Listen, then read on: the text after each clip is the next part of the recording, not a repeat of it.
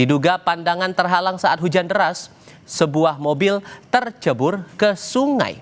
Mobil sempat terbawa arus sepanjang 200 meter hingga akhirnya tersangkut ke dasar sungai.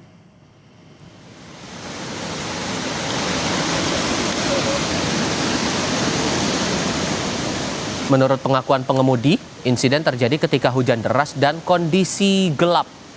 Saat di jalan berbelok, pengemudi mengaku tidak membelokkan mobil hingga keluar badan jalan lalu masuk ke sungai.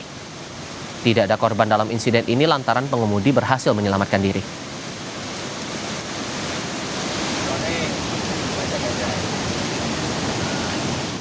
Dari sana hujan deras banget, gelap. Terus aku malah lurus ke sini. Jadi, posisi driver dengan karimun yang kecil, dengan derasnya air yang waktu itu hujan deras, dia masih berada di dalam, terseret sampai di pas tikungan itu hampir 200 meter. Akhirnya Mas Akbar ngejar dari sana bareng-bareng dengan relawan dan tim yang lain.